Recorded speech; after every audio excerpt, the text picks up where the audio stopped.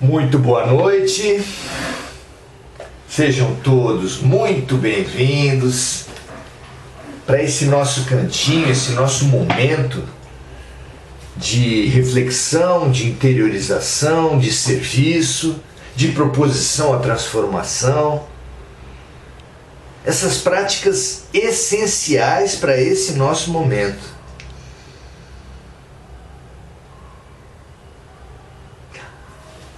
Podemos imaginar esse momento de forte influxo à mudança como um rio caudaloso e nós no meio desse rio. Um rio caudaloso com uma forte corrente e nós no meio desse rio estaríamos numa situação crítica. O que fazer estando em meio a um rio caudaloso? É preciso saber movimentar-se. Ficar parado no meio de um rio caudaloso é temerário. Pode-se dizer impossível. Nesse nosso momento, as pessoas não estão paradas. Claro que nem todas se movimentam adequadamente, uma boa parte da humanidade, nesse momento, está demonstrando a sua fragilidade. Estamos todos passando por provações coletivas, pelo que os amigos espirituais informam, passaremos por outras ainda, e assim como a pandemia, um primeiro evento de grandes proporções, evidenciou quem é quem, fazendo com que alguns infelizes se associassem para desviar respiradores, mesmo com as pessoas morrendo em UTI, para especular com máscaras, para ganhar poderes, para constituir fortunas, como foi o caso de algumas forças da indústria farmacêutica, para fazer trincheiras político-partidárias, como todos assistimos. A pandemia efetivamente demonstrou quem é quem. Raros passaram na prova. Aqueles cantores que cantaram para os seus vizinhos na sacada dos prédios, os jovens que fizeram compras para os idosos, os entregadores de alimentos, os coletores de lixo, os policiais e principalmente os enfermeiros e médicos, todo o pessoal de saúde, pessoal de limpeza urbana, limpeza dos hospitais. Esses que continuaram com a sua tarefa fundamental, nunca tão fundamental, demonstraram uma aptidão, uma disponibilidade, uma capacidade únicas. Por um lado. Por outro, aqueles infelizes apresentaram os seus critérios, apresentaram as suas credenciais para não permanecerem na Terra. Alguns faleceram. Claro que nem todos que faleceram não passaram de ano, não foram promovidos, não foram qualificados para a nova mudança. Muitos, ao contrário, faleceram por demonstrar a sua aptidão, a sua capacidade. E alguns ficaram com sequelas, ficaram mexidos e aguardam, como todos nós aguardamos, os próximos eventos para definir mais claramente a nossa posição individual. Essa é a transição planetária. Essas são é a conjuntura do que nós vivemos, estamos vivendo e viveremos, segundo a revelação dos Espíritos. Basicamente, estamos nos defrontando com um grande medo da nossa humanidade materialista, o grande medo da humanidade materialista, muito maior que o medo instintivo herdado por todos nós dos animais, é o medo da morte, claro. Analisar o efeito do materialismo no medo da morte é a nossa tarefa de hoje.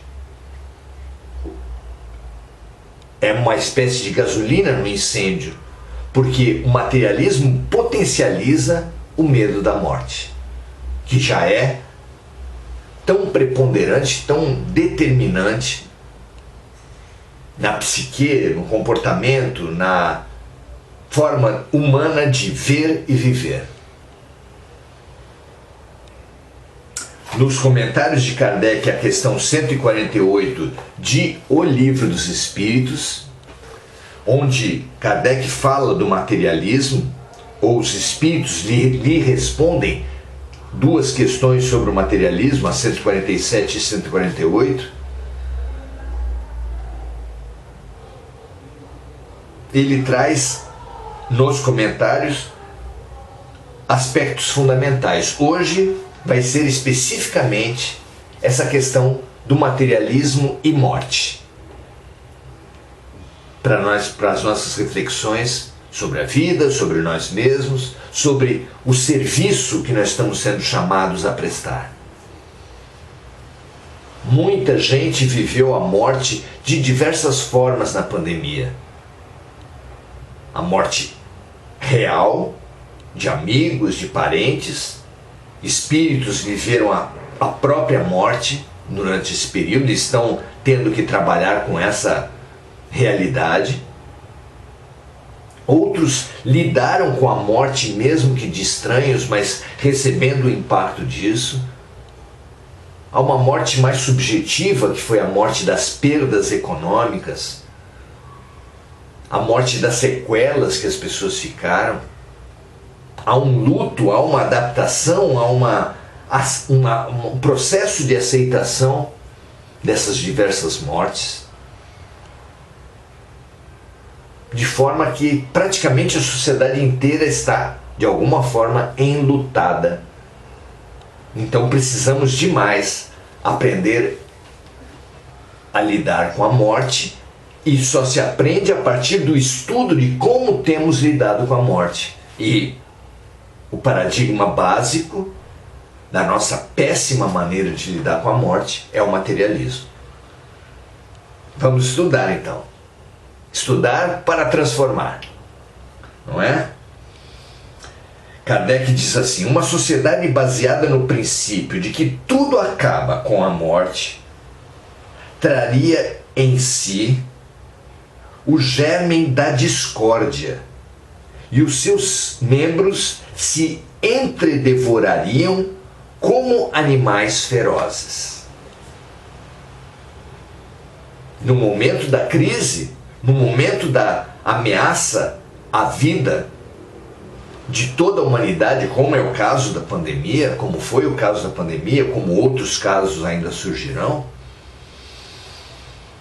diz Kardec, a tendência nossa é de vivermos em discórdia, nos entredevorando como animais ferozes. Veja se não foi isso que aconteceu nas ruas, na política, no processo eleitoral. Se não foi isso que aconteceu dentro das famílias, se digladiando, se guerreando, por vacinas, por visões ideológicas, por partidos políticos, por candidaturas. E continua o comentário de Kardec. Veja como é atual essa reflexão do Livro dos Espíritos. O homem tem instintivamente a convicção de que nem tudo se acaba com a morte. O nada lhe causa terror. Ainda que não aceite a ideia da vida futura, quando chega o momento supremo, poucos são os que não se perguntam o que será de mim? O que acontecerá depois? A ideia de deixar a vida para sempre é simplesmente terrível.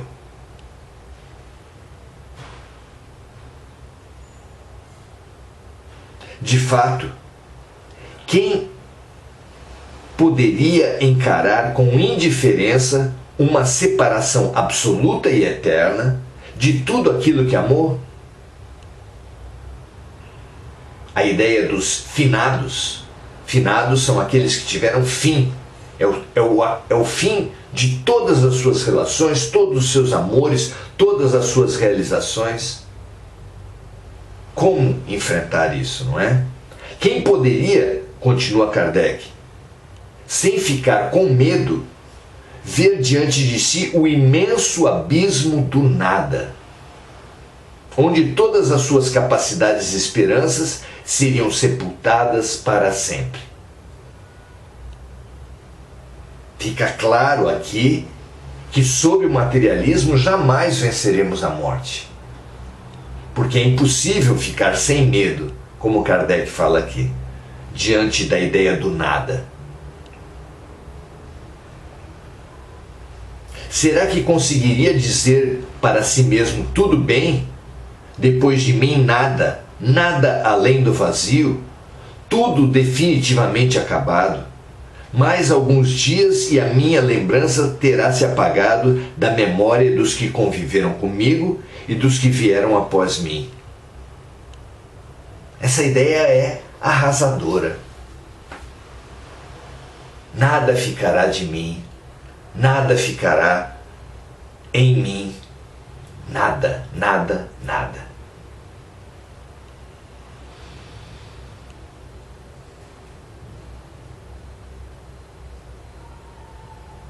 Vamos continuar pensando a relação do materialismo com a morte no nosso próximo encontro, talvez nos 2 próximos encontros. E é desse estudo do atual que vem a mudança do amanhã. Aliás, toda mudança consistente precisa desse aprofundamento do estágio atual. Como uma cura depende do diagnóstico, um futuro melhor depende do estudo do presente infeliz, do presente doente, do presente desarmônico. Só ao avaliar todos os prejuízos da maneira com a qual temos convivido com a morte, poderemos nos abrir para outras formas de convivência mais saudáveis, mais plenas, mais realizadoras. Veja você se não faz sentido isso. E num momento de transformação em que a morte simbólica nos é apresentada ostensivamente, em que a morte real nos é apresentada enfaticamente. O assunto morte nunca foi tão necessário para todos nós. Precisamos demais de uma nova cultura, de uma nova maneira de lidar com a morte, e para isso é fundamental entendermos os prejuízos, as causas, a perspectiva, no caso nenhuma, que o materialismo nos apresenta diante do fenômeno morte. Porque o materialismo embebe todas as nossas relações, todas as nossas práticas, desde do nascimento, quando um pai e uma mãe conversam sobre que padrinho dar para o filho a uma lógica. Quando mais tarde instrui o filho de quais devem ser seus amigos, o que são bons amigos, quando depois pensamos com os filhos que ele precisa ter uma boa profissão, quando depois pensamos num bom casamento, tudo que é bom, praticamente todos os valores positivos são de alguma forma ligados ao dinheiro. Mesmo as boas religiões, hoje em dia, fica explícito na fala das pessoas. Essa religião que é boa, eu já comprei um carro, já fui promovido, comprei uma casa. A teologia da prosperidade nos coloca essa questão de uma maneira total. Praticamente tudo que é bom porque está atrelado ao dinheiro. Prosperidade é a felicidade materializada. Independente dos conceitos mais generosos, até que se procura juntar com conceitos espirituais, fazendo o contrário da trajetória que Jesus nos solicitou, ao falar que ninguém pode servir a Deus e ao dinheiro, que deve se dar a César o que é de César e a Deus o que é de Deus. A ideia da prosperidade junta nas mentes mais lúcidas que a defendem, tentam confundir, juntando o espírito com a matéria. Claro que não há pecado no dinheiro, claro que não há erro em buscar conforto, buscar boas condições de vida. Mas não se pode servir a Deus e ao dinheiro, ou seja, não se pode equiparar, trazer no mesmo conceito, juntar numa mesma panela o conforto material e a expansão da consciência. Claro que não. Misturar isso tudo é a expressão da bagunça ética, moral da sociedade em que nós vivemos. Não há problema em buscar conforto, buscar estar bem materialmente, mas o valor dos valores, a meta da vida, não é isso. A meta da vida é a expansão do ser, a expansão da consciência, a expansão em fraternidade universal. Que assim seja, que essa lucidez banhe todos os nossos dias. Que essa lucidez fertilize a mente e o coração da humanidade inteira. Porque é com esse parâmetro que nós poderemos tomar as boas decisões que vão ser tão necessárias nos próximos desafios individuais, familiares, nacionais, da humanidade toda na Terra. Clareza de princípios é fundamental. Viver bem é tomar boas decisões, e tomar boas decisões é clareza de valores, clareza de princípios. Precisamos de mais disso. É urgente nos reprogramarmos e clarificarmos os conceitos e os valores agora, para podermos tomar as decisões boas nas situações que daqui a pouco nos serão apresentadas. Se você entende essa urgência de clarificação ética, estude esses nossos temas. Estude na sua vida, na vida em sociedade. Compartilhe com os amigos essas reflexões. É o que de mais importante você pode fazer hoje? Aprofundar a sua noção, a sua clareza ética. Posicionar-se entre espírito e matéria. Não como oposição, mas com uma clara preponderância do espírito sobre a matéria.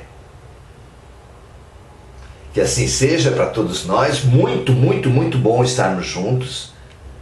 Feliz por você estar conosco, Gugu Souza, Luci Regina, muito bom você estar aqui, muito obrigado, minha amiga. Andréa Santos, nossa amiga.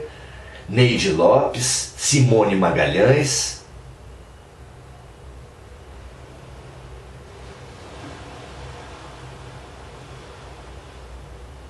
André Salvatore.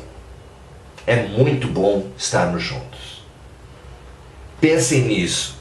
Se essa reflexão não é visceral para todos nós e não pode ser importante para outras pessoas que assistam também, compartilhe, transborde essa preparação fundamental para as provas que vão definir, como numa turma de recuperação, quem ainda pode aproveitar, quem não vai perder o ano, no caso, quem não vai precisar repetir as mesmas lições.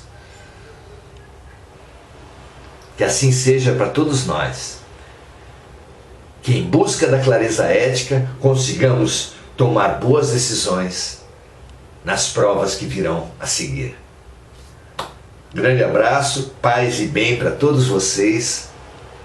Clareza ética para todos nós. Até a próxima.